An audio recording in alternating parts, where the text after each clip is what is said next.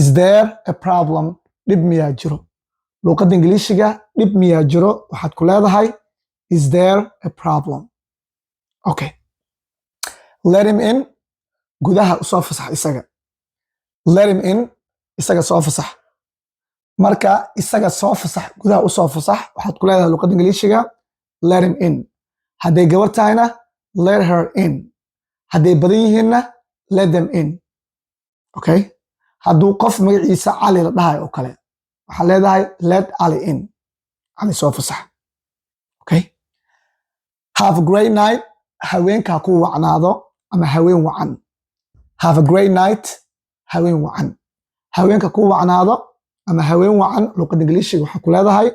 have a great night okay it is a big night haween weyn waaye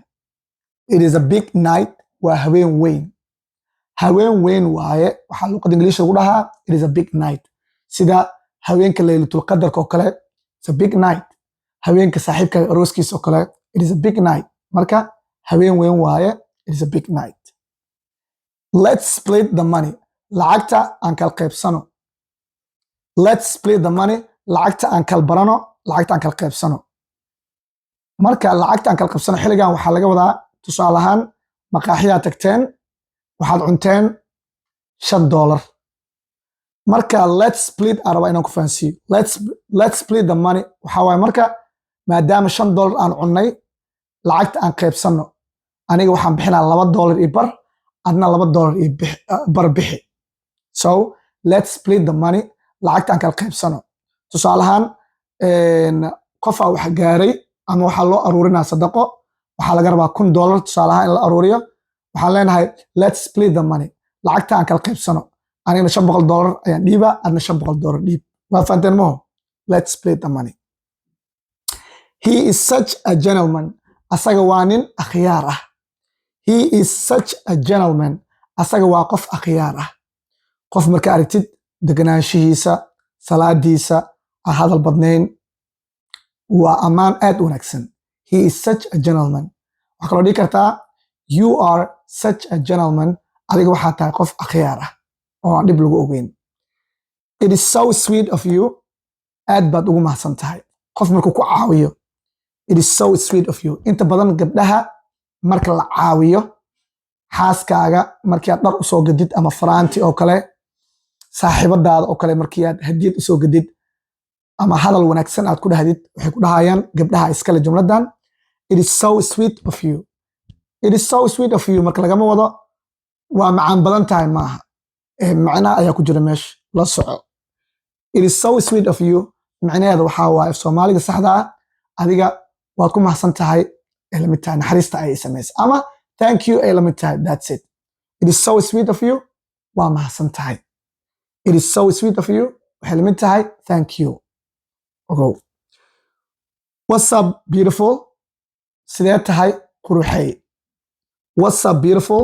sidee tahay quruxay sidee tahay quruxay ama qurux badan markii aad gabar ku leedahay waxaa leedahay hey what's up beautiful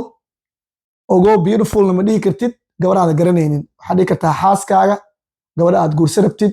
saaxiibadaada gabadha isku kaftan taqaaniin what's up beautiful hadday ayada ku dhehaysa ka waranba quruxow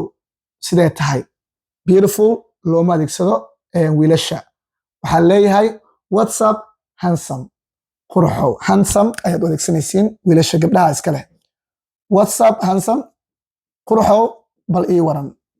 inkastoo aan necebnahay anaga quruxow in la dhaho what's up handsome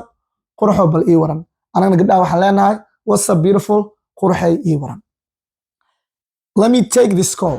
okay let me take this call telefonkan aan qabto let me take this call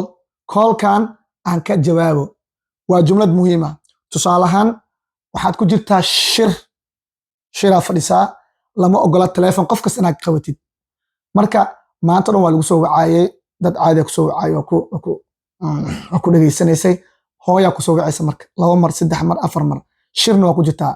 waxaa rabtaa marka dadka inaad u sheegtid waxaa leedahay let me take this call callka inaan ka jawaabaan rabaa macnaha it's my mom hooyadeydu waay let me take this call